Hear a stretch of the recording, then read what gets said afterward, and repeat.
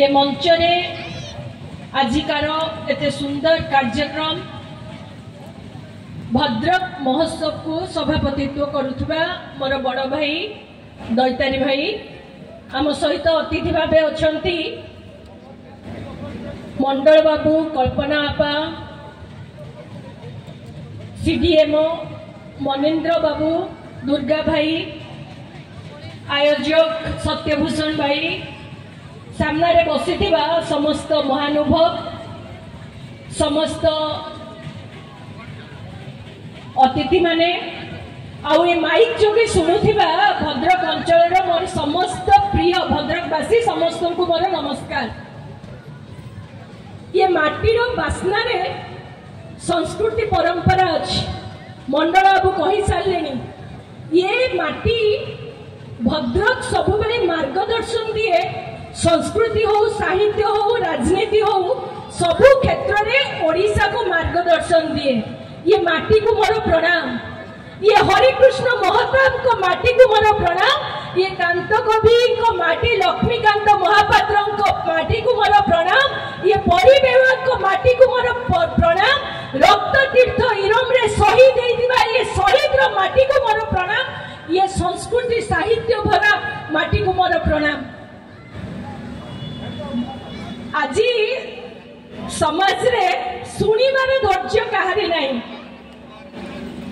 आमे माने वर्तमान रे बंचु आ भविष्यत कथा अधिक भाबू किंतु अतीत पृष्ठ रे कोन रही छी हम अतीत को इतिहास रे आज हम वर्तमान छिड़ा हिची ताकू सुनिया पई हम माने कर धैर्य टिके कम। धन्यवाद देवी ये महोत्सव रे आयोजक माने विभिन्न परिस्थितिर सामना करी मध्य एते सुंदर भावे कार्यक्रम को आयोजन करछंती। तळे अछंती कल्पना आपा सुमित्रा आपा अन्यान्य समस्त प्रमोद भाई समस्त जो माने एठी परिचालना पाई प्रभात भाई कहउतले समस्त को मोर हृदय रे कृतज्ञता जणाउछि। गोटे महोत्सव करिबा छोट कथा नुह समस्त को गोटे सूत्र रे बांधी रखी ये कला साहित्य को सम्मान दबा अतिथि मान को सम्मान दबा आ भद्रक रे गोटे स्वतंत्र परिचय सृष्टि करिबा चतुर्दश थर महोत्सव करिकी एथि पई ए माने मो सम हृदय रे कृतज्ञता अर्पण करछि। आपण माने भी गोटे ताली माध्यम रे ये आयोजक मान को धन्यवाद दियंतु एते सुंदर कार्यक्रम करूथबानु। आमे माने जानिछु किछि दिन तळे श्रीमद् भगवत गीता जयंती पालन हैला अपाटी गीता कथा कहूतिले आम जीवन रो आम कर्म आम योग आम ज्ञान आम शक्ति आम भक्ति सब विषय रे ज्ञान दौथबा आधार केंद्र मानविकतार केंद्र गीता रे गोटे पद अछि कर्मण्ये बाधिकारेस्तु मा फलेषु कदाचन। आमे कर्म करि चलिबा फलर आशा करिबानी। एई गीतार महत्व आजिर चर्चार विषय अछि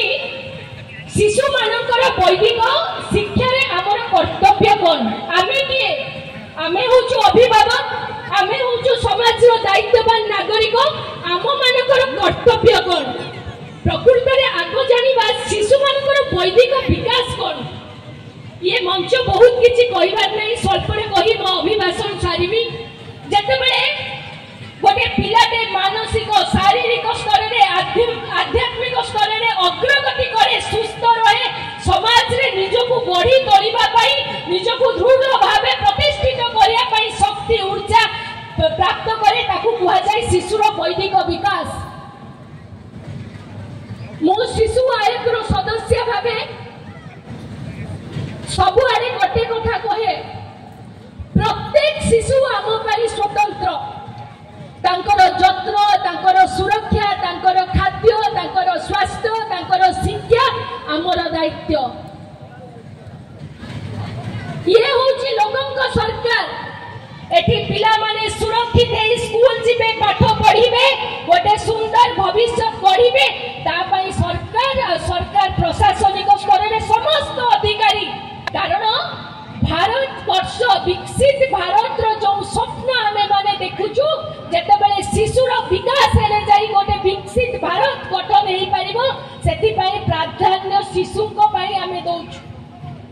किंतु समाज रे एबे जो माने भी ये कथा सुनुचंती दूर रे रही समय आसी आमे माने चिंता करिवार जो डिजिटल जुग रे आमे माने अछु पिला माने डिजिटल सोशल मीडिया निश्चित भाव रे हमको ज्ञान दिए आम जीवन शैली सहज करे किंतु ये रो दुप्रभाव आरो व्यवहार रे आम पिला मानकर भविष्य नष्ट एटा गोटे बहुत बड़ उदाहरण सृष्टि करिछि जेतेबेले समाज रे विभिन्न केस आसुछि मंडल बाबू भल भाबे जानथिबे छोट छोट पिला माने आज केमती शिकार होउचंती सोशल मीडिया माध्यम रे आज पिलाटी पाठ कम पढुछि अदर एक्टिविटीज हमर जो भलिया थिला हम परंपरा रे नाच गाय नाच गीत आर्ट कल्चर किछि नाही मोबाइल धरी बसचंती ये तो प्रत्येक घर कहानी किंतु यार दायित्व बोधता किए नेबे पिला मानको परिवर्तन करिवार दायित्व किए नेबे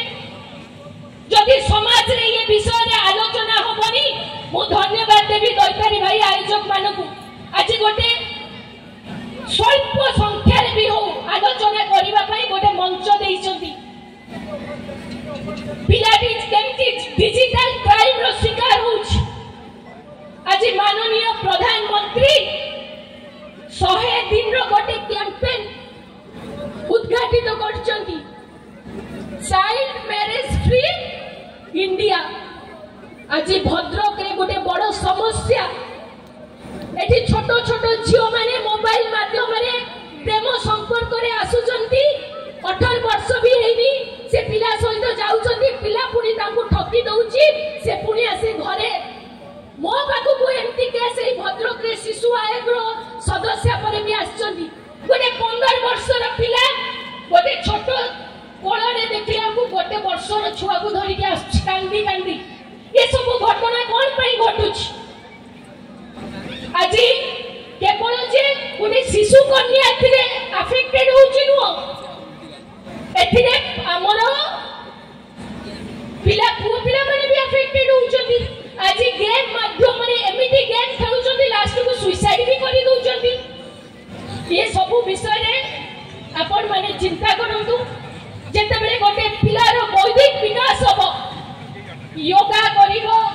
ठीक समय रे सकाळ प्रातः उठिबो शिक्षा प्रति तार गोटे प्रतिबद्धता रहिबो संकल्प रहिबो तार भविष्य पई सुंदर स्वप्न देखिबो